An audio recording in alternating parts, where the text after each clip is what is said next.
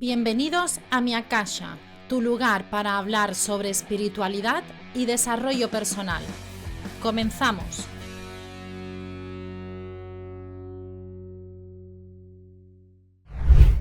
Hola a todos, bienvenidos a un nuevo capítulo de podcast en el que me gustaría hablar del trauma. Y esto me gustaría tratarlo porque me ha ocurrido algo durante el fin de semana pasado que yo creo que es importante compartir y es cómo reaccionamos ante el trauma y qué ocurre cuando no sabes que es que estás reaccionando ante un trauma anterior. Para que se entienda bien lo que voy a explicar, me gustaría decir que nosotros durante nuestra vida podemos tener situaciones que son programantes de traumas, es decir, bioshocks fuertes, cosas fuertes que te ocurren que generan un cambio en ti a nivel cerebral, a nivel neuronal, a nivel emocional, que se queda ahí como dormidito y que luego se va a activar en algún momento de tu vida, que es lo que llamamos el hecho activante, ¿no? O el hecho activador. Tiene diferentes nombres, pero bueno, básicamente es eso. Entonces, en mi caso, yo cuando vivía en Andorra, yo estuve 4 años viviendo en Andorra, cuando tenía desde los 22, 23 hasta los 25, sí, 3, 4 años estuve ahí. Bueno, y fue en Andorra donde yo desarrollé mi enfermedad genética, pero en un inicio ahí me dieron un diagnóstico erróneo, me dijeron que tenía una enfermedad degenerativa y que seguramente pues no llegaría a los 30 años. Esto fue algo literal. El médico se sentó en mi cama y me dijo, tenemos que hablar, tienes una enfermedad degenerativa que funciona a brotes y que es posible que tengas una esperanza, es muy posible que tengas una esperanza de vida de máximo 5 años. Entonces yo le dije, ¿qué pasa? ¿Que no llego a los 30 o qué? Yo tenía 25 en ese momento y me dijo, no, no llegas a los 30. Entonces, claro, eso para mí fue un golpe duro, pero no fue el más duro. Para mí el trauma programante o el hecho programante, la situación programante fue una noche, a mí justo me acababan de dar de alta en el hospital, volvía a casa, entonces tuve una especie de crisis muy fuerte, tuve una insuficiencia cardiorrespiratoria y casi muero yendo hacia el hospital. Yo vivía en un puerto de montaña. Entonces, pues llegar al hospital eran 25 minutos de camino, de carretera, en plena nevada, bueno, estas cosas, ¿no? Que aún como que dificultan un poco más todo. Y yo pensé que realmente, bueno, pues que me moría de camino al hospital y me resigné. Dije, bueno, pues aquí ha acabado, qué pena por Miguel, qué pena por mi familia, qué pena por todo, pero aquí ha terminado la historia, ¿no?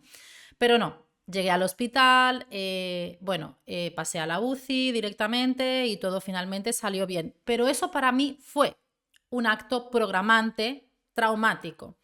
Yo estuve 6 meses más viviendo en Andorra hasta que al final mis médicos me dijeron, mira, es importante que marches de aquí, que vayas a vivir a una ciudad como por ejemplo Barcelona, donde hay hospitales de tercer nivel que pueden ocuparse mejor de ti, porque aquí nos faltan algunos medios, no podemos llegar a hospitales de tercer nivel que son pioneros en investigación, como si ocurre en Barcelona. Entonces ahí fue cuando nosotros decidimos pues venir a Barcelona realmente.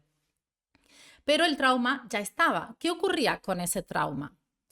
Que yo a cualquier camino de carretera me ponía histérica, o sea, no podía hacer camino de carretera, no podía, a mí me costaba, me tenía incluso que medicar para hacer la mudanza para los caminos de Andorra a Barcelona, Barcelona a Andorra.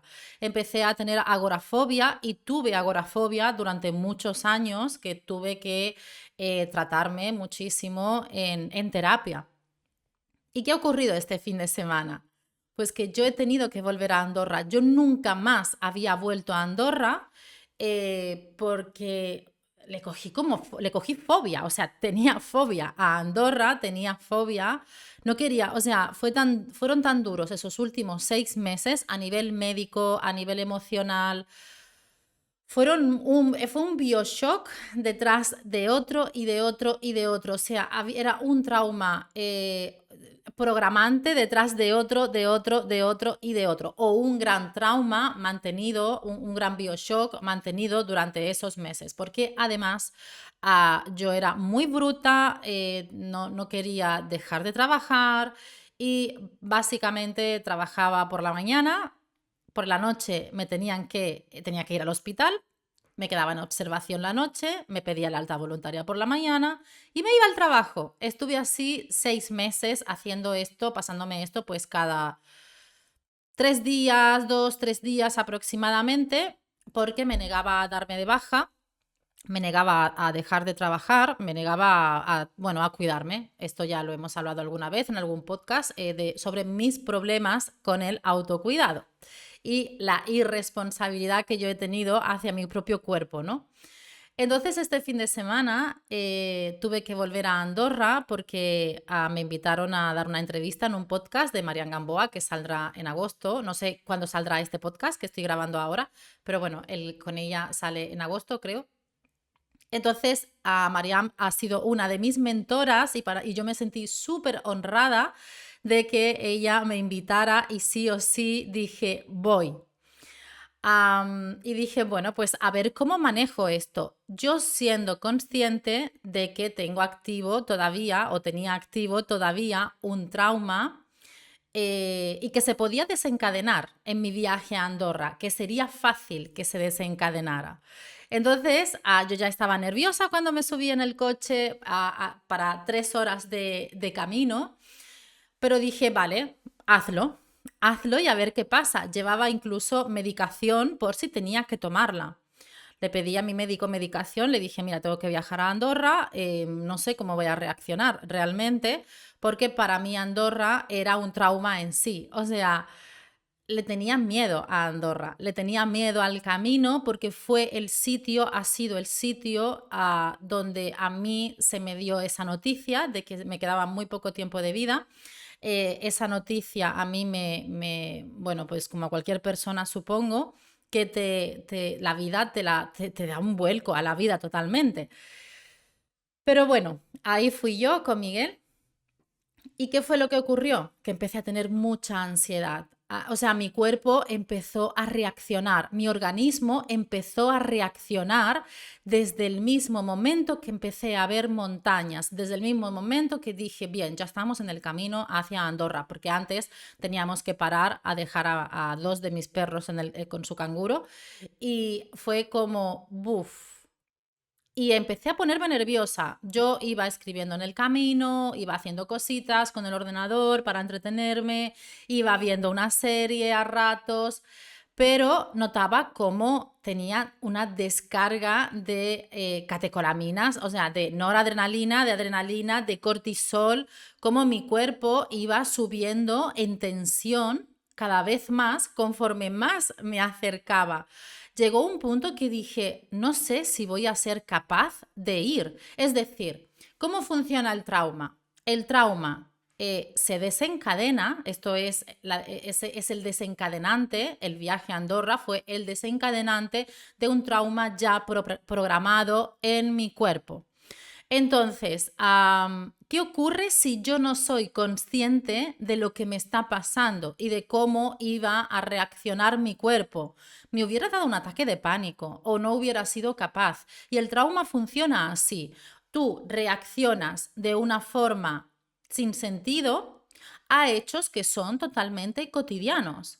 Y esto ocurre con muchas cosas. Por ejemplo, si tú tienes un bioshock, si tú has tenido un trauma programante en la niñez con algo que te decía tu padre, luego tienes un jefe que te pone en una situación similar, tú sin saberlo, incluso puede ser que ni siquiera recuerdes lo anterior, puedes reaccionar de una forma exagerada, de una forma agresiva o de una forma muy sensible a algo que te ha dicho alguien que es totalmente normal. Y esto es porque tienes el trauma en el cuerpo.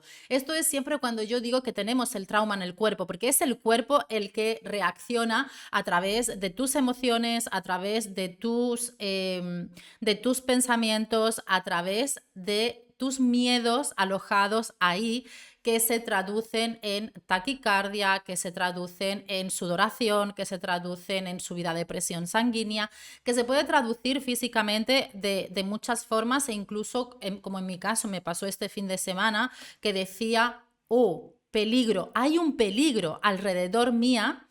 Y no sé cuál es, qué ocurre en una persona, porque yo ya sabía que esto me iba a pasar probablemente, y dije, bueno, si me ocurre, si me pongo más nerviosa, si desencadena, ¿qué era lo que yo sabía que tenía que hacer? Nada. Yo sabía que no tenía que hacer nada, porque si a mitad de camino o estando en Andorra, yo le digo a Miguel, vámonos porque no puedo, el trauma se afianza aún más.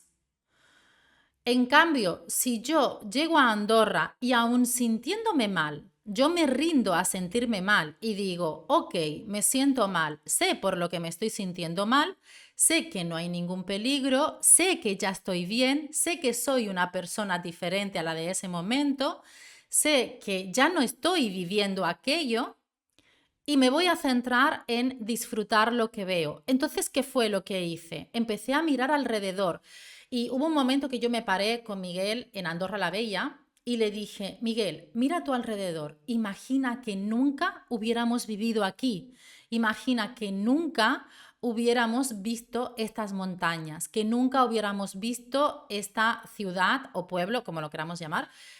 Imagina que esto en Andorra la Bella. Imagina que es la primera vez. Esto es precioso.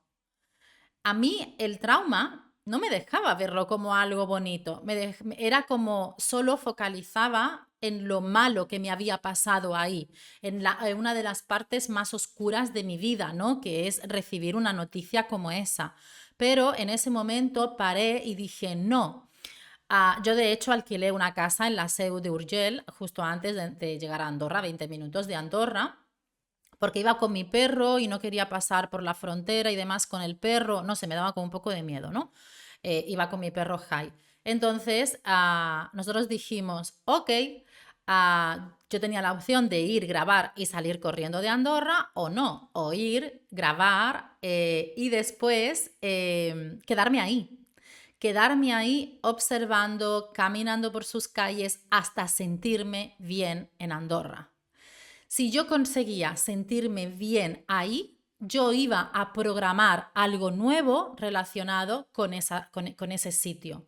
Iba a programar algo positivo. Por lo tanto, la próxima vez que yo quisiera ir, ya no iba a haber trauma desencadenante, sino que mi organismo iba a reaccionar de una forma positiva.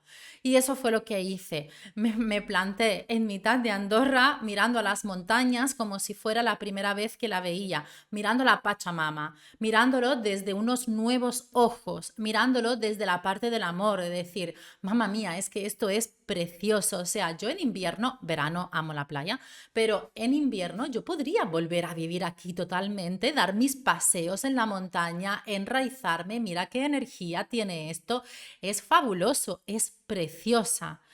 ¿Qué ocurrió? Que todo mi organismo empezó a calmarse de una forma impresionante, porque nosotros tenemos la capacidad de hacer esto. Igual que tenemos una gran capacidad para programar trauma, tenemos una gran capacidad para programar cosas positivas encima del trauma. Y esto fue lo que hice, sino plantarme allí y no me fui de Andorra la Bella hasta que me enamoré de Andorra la Bella. Me senté, incluso comimos ahí después de grabar, y no nos fuimos hasta que la disfrutamos. Bueno, Miguel no, porque Miguel no tiene problema, hasta que yo la disfruté y me dio pena irme. Y de hecho le dije, es impresionante, nunca pensé que lo iba a conseguir eso, pero ahora mismo me da pena irme. O sea, ahora mismo tengo ganas de volver aquí, ir hacia donde nosotros vivíamos antes, que es un sitio que se llama Soldeu, en las montañas. Hasta volver a ir a Soldeu, pero eran como 20 minutos para ir de carretera, luego volver. No teníamos tiempo porque no quería dejar tanto rato solo a mi perro Jai, ¿no? En la casa. Entonces es como, no, ahora quiero volver y quiero volver a recorrer el camino que nosotros hacíamos. Ahora ya no es un problema, ese trauma ha quedado totalmente sanado. Y esto pasa, y esto les pasa, por ejemplo, a muchas personas que son agorafóbicas. Y yo esto lo sé porque yo he sido agorafóbica. ¿Qué pasaba? Que salía de casa, yo tenía como mi zona de seguridad, ¿no? casa al trabajo, trabajo a casa. Si tenía que ir a un sitio distinto, yo ya me ponía tensa porque me daba miedo por ese trauma que os acabo de contar, me daba mucho miedo de que me pasara algo y no llegar al hospital a tiempo. Porque para mí fue muy duro realmente, emocionalmente, el ver al médico con las palas preparadas porque estaba como al borde ya del paro cardíaco, ¿no? De empezar a fibrilar bueno, y tener que empezar ellos a hacer la descarga. Bueno, y esto para mí, esos 20-25 minutos que tardamos en llegar al hospital, a mí me resultaron eternos y eso fue lo que a mí me quedó. Si estás lejos del hospital, puedes morir. Eso fue lo que se grabó en mi cuerpo, en mi mente, en mi cerebro, en mis neuronas, en mis emociones. Entonces, si estaba lejos de un hospital, era como que esto me puede volver a pasar, puedo volver a tener una insuficiencia cardiorrespiratoria y esto me puede volver a pasar. Nunca más me ha vuelto a pasar realmente. Esto fue algo puntual de ese momento y se acabó. Pero esto nos pasa. ¿Qué ocurre? Que tú te vas limitando porque no quieres sentir eso que estás sintiendo, que es nerviosismo, que es exceso de estrés, las catecolaminas a tope, el cortisol a tope, es el miedo, porque al final esto es el miedo. Como no queremos sentir miedo, luchamos contra el miedo. ¿Qué ocurre? Que el miedo se hace más grande porque el miedo se defiende. Cuando tú luchas contra el miedo empieza a hacerse gigante. ¿Cuál ha sido mi método? Rendirme al miedo, decir, ok, tengo miedo, voy a hacerlo con miedo. Voy a hacerlo, a ver qué pasa. ¿Qué es lo máximo que puede ocurrir? Nada, no va a ocurrir absolutamente nada porque siempre son como miedos, como cosas muy irracionales, ¿no? Son, como decía antes, reacciones irracionales a cosas que son muy cotidianas. Entonces, para mí ha sido muy importante sanar la agorafobia, siendo consciente de que ese miedo me iba a acompañar y que no pasaba nada, que ese miedo iba a estar y que era yo. No, ni siquiera quería controlar el miedo, simplemente aceptarlo, abrazarlo y llevarlo conmigo y decir, ok, ¿me vas a acompañar? Pues vamos a hacernos amigas, ¿no? Era como mi forma de verlo. ¿Eso qué hizo? Hizo el miedo cada vez más pequeño, más pequeño, más pequeño. Esto tardé años, ¿eh? No es que haya tardado de un día para otro. Estuve 2-3 años trabajando los miedos de poder ir cada vez más lejos y cada vez volver a hacer lo que yo quisiera, porque yo antes de que me ocurriera esto, de que me mal diagnosticaran, yo viajaba por todo el mundo, yo he estado acampando con los bereberes, me he ido al Sáhara, me he ido con los tuareg, he viajado por toda Europa con una mochila, me fui a Estados Unidos y llegué hasta el Canadá. Bueno, he hecho cualquier cosa, pero en ese momento dejé de hacer todo porque tenía miedo y ahora vuelvo otra vez de nuevo a poder a hacer todo, ¿no? Pero a mí me costó tranquilamente cuando yo ya decidí esto, solucionarlo de verdad, pues a mí me costó entre 2-3 años, yo creo, más o menos, en ir haciendo cada vez más, acompañada de ese miedo. Y a veces me pasa todavía que ese miedo en algunas situaciones se presenta como estás en riesgo y entonces paro y digo, mira qué hermoso es lo que te rodea. Esto ha sido para mí un cambio total y absoluto. También es cierto que yo me trabajo mucho a nivel de creencias limitantes, entonces me testo, me hago descargas de emociones positivas. Bueno, uso muchas de las herramientas que yo enseño a mis alumnos en mis cursos, porque a mí esas herramientas me han salvado literalmente de vivir encerrada en una casa. Entonces esto es algo como muy íntimo, pero que creo que es importante, sobre todo para aquellas personas que viven con miedo, como yo he vivido, como me ha pasado.